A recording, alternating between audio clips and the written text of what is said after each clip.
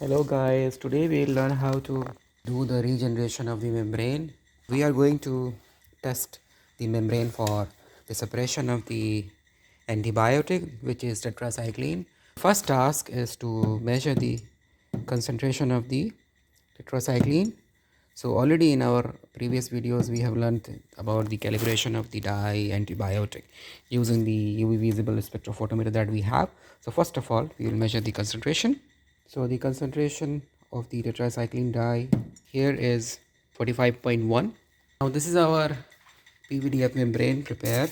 It's a dried one. So the thickness is 0.3 and 0.3 mm, and it was prepared in 20% of the PVDF added to the 50 ml of the EMF solution. Now we will cut this to the required size. This is the mold that we have. Okay, so we have to cut our membrane according to mold using a clean scissor. You can use a scissor or a cutter or any kind of punch machine. This is the membrane I have cut according to the mold that I have. Let's start with the regeneration. So this is my membrane basically. Okay, here we saw in our old videos we were doing the regeneration of the adsorbent. Usually for adding the membrane I make the whole dead end filtration system bit like this. Then I will mount this way. Now this is bolted now, so we will flip it. Okay, so let's make it more tightened. The nuts, these nuts. Now inside you can see that filter has set. And also we'll make sure in the first line, first we will take out the water flux. We will not add our pollutant that has to be separated. So I'll skip that step. So I'll show you the the first step of the, you can say, the adsorption or desorption or regeneration. Okay, so first of all we have to clean this and then we will add our pollutant. This is my pollutant. I'm adding it to the here. Already the line is cleaned. The idea of cleaning is to remove the trappings of impurity inside so that there is no interference during the first regeneration cycle. Now this next step is to couple or cap it up with this one, with the main line of the cylinder, gas cylinder. This is the syringe that I use for making it tight. And also one thing more, using the membrane process you can also add certain kind of flocculant that can help in absorbing the pollutant on its surface. Then it would be easier to separate using the membrane process. So usually in the adsorption you have seen that we use adsorbent to separate the, or you can say to remove or detach the pollutant from the from the water. Here I have not added any flocculant. You may add flocculant to the water, to the pollutant that has dissolved in the water, like CMC, cellulose based flocculants. So you can add those. So I have not added. To start the system, first of all, what we have to do, I'm going to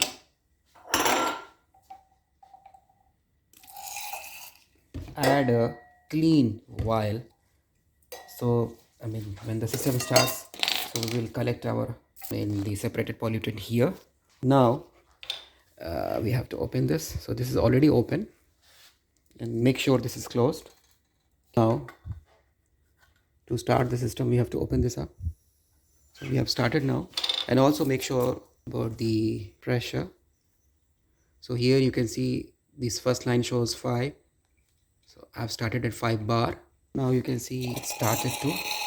Okay, so already we got the separated pollutant. Now to close, we have to close and release the pressure from here to open the whole system. So you can see I release the pressure. Okay. Now we will measure the concentration of this, as though this was the first regeneration. We are going to measure the concentration of the first cycle. So this is around 16.5. So it is around 1/3 decrease from the main pollutant. It was around 45. So now the next task is to clean the membrane that has already absorbed the pollutant. What we will do, this is my freshly prepared 0.1 molar HCl. Okay, so add this to the membrane, dip it, soak it for a few minutes, and then I will clean the membrane finally with the deionized water so that the membrane is again prepare for the second cycle. So you will just see for 2 cycles, because the visually with the membrane, it's very hard to say how many cycles it would go. 3, 4, 2. It's not like the normal adsorbent. It can go to multiple cycles. See here, this is my membrane which has already adsorbed the pollutant, and as per the literature review, you can use 0.1 normal HCl or ethanol or methanol or any other kind of chemical, you can say desorbing agent. You can also do ultrasonication, sonication, or some other kind of method that could rejuvenate, or you can say you can restore the membrane again for the separation process, for the second separation or second, you can say, regeneration cycle. Let us dip this membrane to the 0.1 normal HCl. I'm adding around 100 ml. So this is my 0.1 normal. What I will do, I'm adding one more step. Let us put the whole setup here, the sonicator. Okay, so I will give this a few minutes of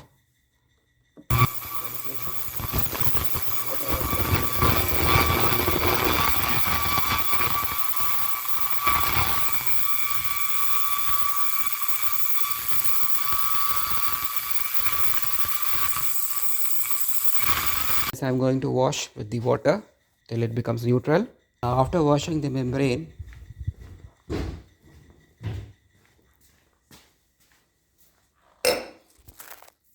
I'm going to put it again to the system, filtration system.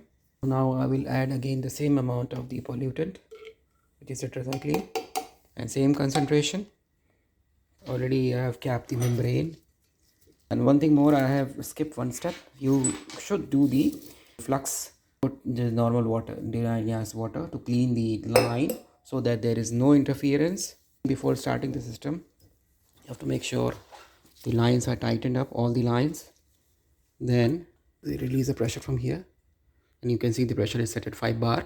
And also to make sure that these nuts are tightened up, and also we should note the flux. How many minutes it's taking to flush out all the pollutant from the vessel.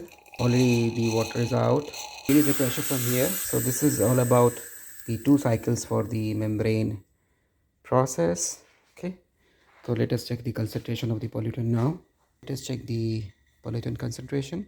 This is around 20.7. In the first cycle you saw it was 16.